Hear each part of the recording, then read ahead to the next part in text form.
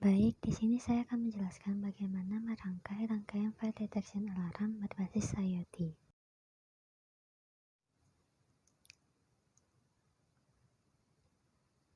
Pertama, hubungkan pin VIN pada node MCU ke plus pada breadboard.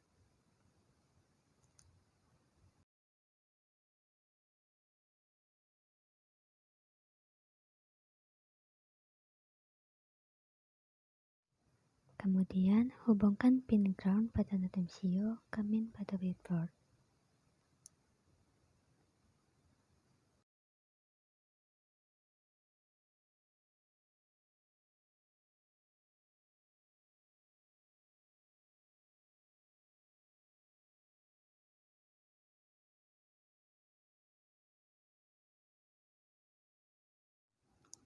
Lalu hubungkan pin D0 pada flame sensor ke pin D0 pada node MCU.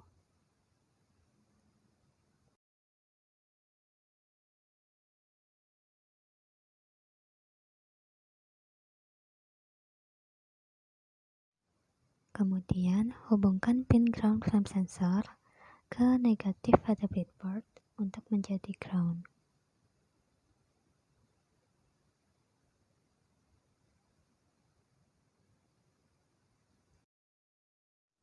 Lalu hubungkan pin VCC flame sensor ke plus pada breadboard.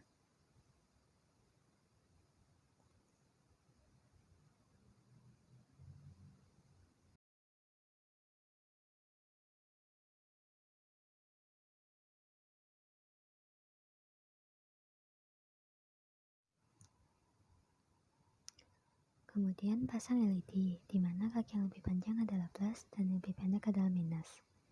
Posisikan yang minus pada minus dari breadboard.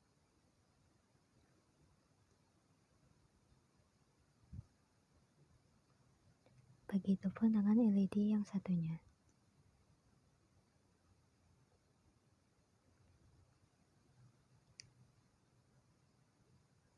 Untuk sisi positif dari LED, pasangkan resistor 220 ohm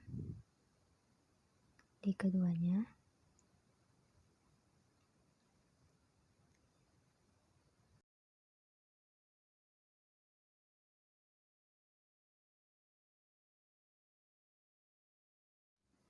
Lalu hubungkan keduanya ke pin D1 dan D2 pada node MCU.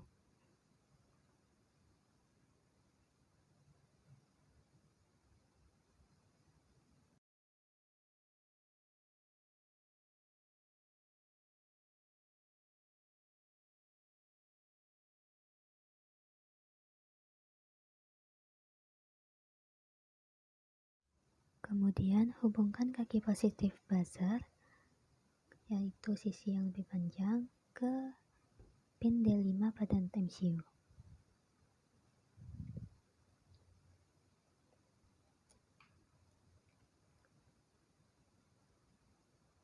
Lalu hubungkan kaki negatifnya ke ground, yaitu negatif pada breadboard.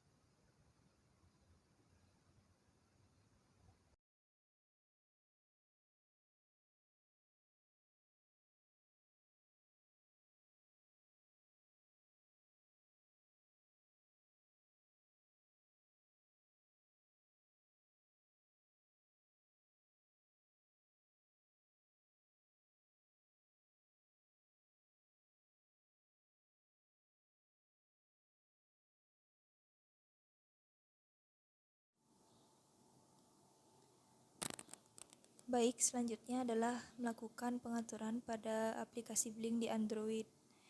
Pertama-tama yang kita lakukan adalah menginstal aplikasi Blink, kemudian melakukan login dengan email address. Setelah itu akan muncul tampilan awal pada aplikasi Blink seperti pada layar. Kemudian kita klik New Project. Setelah itu kita tuliskan nama projectnya di sini, misalkan Fire Alarm System.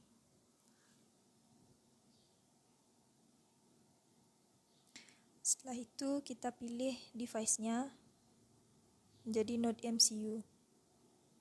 Kemudian klik OK. Setelah itu klik Create. Nah, setelah kita mengklik create tadi, akan dikirimkan suatu auth token ke alamat email yang digunakan untuk login pada aplikasi Blink. Nah, auth token ini nantinya akan diinputkan pada codingan di Arduino IDE. Kemudian kita klik OK. Setelah itu, kita klik tanda tambah di sini untuk memilih komponen, yaitu yang pertama ada button. Setelah itu adalah notification. Button di sini nantinya akan berguna untuk mengaktifkan atau menyambungkan antara codingan dan komponen yang sudah kita buat dengan aplikasi Blink ini. Kemudian notification di sini berguna untuk memberikan notifikasi bahwa API terdeteksi atau tidak. Setelah itu kita lakukan pengaturan pada button. Pertama klik button, kemudian inputkan pin di sini. Kita pilih virtual terlebih dahulu, lalu kita pilih V0. Setelah itu untuk modenya kita pilih mode switch. Sudah melakukan settingan di button setting. Selanjutnya adalah pada notification. Pada notification, prioritinya di sini kita ubah jadi high. Kemudian selesai. Sekian untuk settingan di aplikasi Blinknya. Nanti di sini bentuk dari buttonnya atau posisi dari button dan notification ini bisa diubah-ubah sesuai dengan keinginan. Nah, ketika terdeteksi adanya API, maka pada aplikasi Blink ini akan memunculkan notifikasi.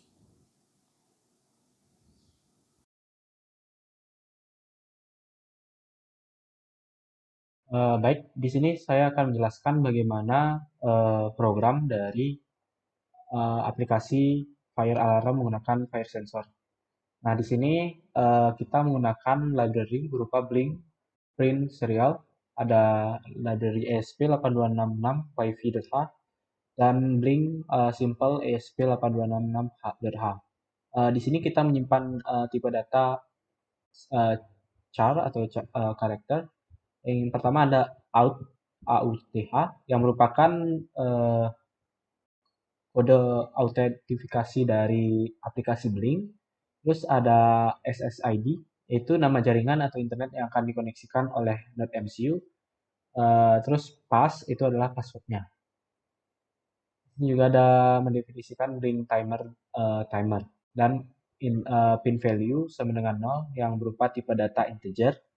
Lalu kita mendefinisikan untuk LED 1 di pin D1, LED D2 di pin D2, dan lalu ada buzzer di pin D5, lalu sensor di pin D0. Jadi di sini sesuai dengan skematik atau rangkaian yang kita susun di alatnya. Lalu kita menggunakan serial begin 9600, terus ada pin mode untuk output berupa LED 1, LED 2, dan buzzer. Dan inputnya adalah sensor. Sensor yaitu sensor flame.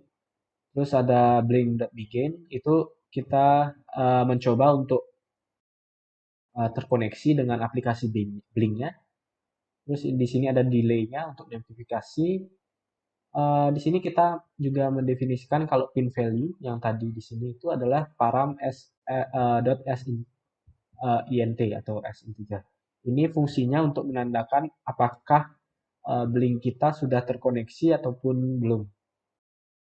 Terus kita untuk void notification, untuk notifikasinya, di sini kita akan menggunakan digital read untuk sensornya, artinya nanti sensor akan membaca 1 dan 0. Kalau kita memakai analog, itu lebih sulit untuk deteksinya, karena rentang nilai analog lebih luas, tapi kita bisa pakai juga untuk aplikasi yang lebih spesifik. Tapi untuk memudahkan, di sini kita menggunakan digital read atau pembacaan digital.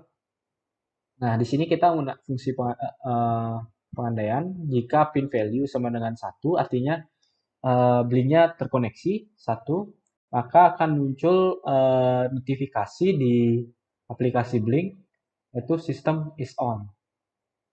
Nah, kalau sistem is on, maka akan ada fungsi pengemudian lagi. Jika sensor dibaca adalah 1, kebalikan dengan pin value, 1 di sini artinya tidak mendeteksi, maka LED 2 akan hide atau hidup. Terus LED 1 sama dengan low dan buzzer, artinya eh, hanya LED 2 yang hidup, atau LED 2 di sini adalah LED blue atau LED biru, LED 1 di sini adalah LED merah. Lalu jika sensor membaca 0, maka artinya itu adalah sensor mendeteksi adanya api.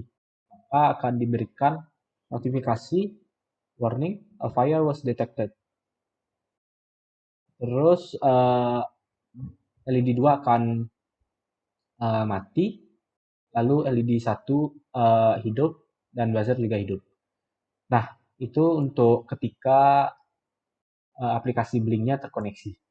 Namun, jika koneksi gagal, maka akan muncul notifikasi sistem is off. Nah, untuk Blinknya akan terus dulu untuk ulang. Nah, mungkin untuk yang lainnya saya akan menunjukkan untuk flowchart-nya. Di sini untuk yang pertama adalah semua LED dan buzzer mati. Kita inputkan SSID, pass, dan out token-nya, maka akan menghubungkan ke aplikasi Blink. Lalu sensor akan dibaca. Nah, jika pin value-nya sama dengan 1, ketika pin value sama dengan 1 akan muncul notifikasi sistem is on. Jika tidak akan muncul notifikasi sistem is off. Lalu kalau kita aplikasi Blinknya sudah terhubung, nah ketika sensor membaca sama dengan 1, maaf di sini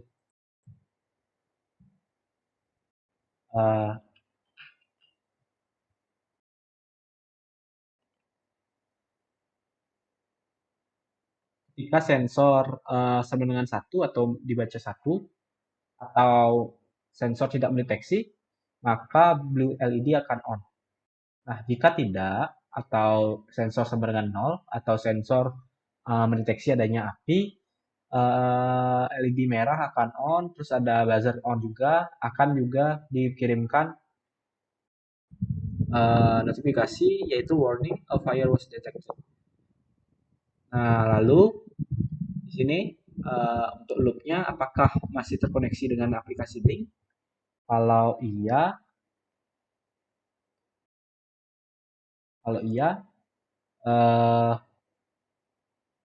itu akan ke loop lagi. Mulai dari notifikasi sistem is on, terus lalu sampai sini lagi. Kalau tidak, maka langsung akan berakhir untuk sistemnya.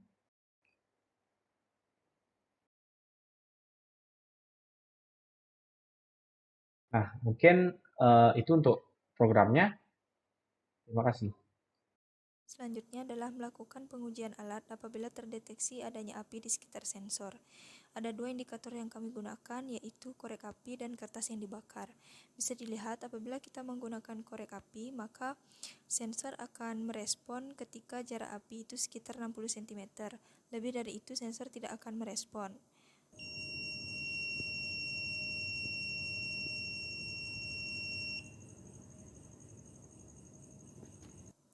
Kemudian selanjutnya percobaan dengan menggunakan kertas yang dibakar di mana intensitas cahayanya itu lebih besar, maka sensor bisa mendeteksi lebih jauh jaraknya, yaitu sekitar kurang lebih 1 meter.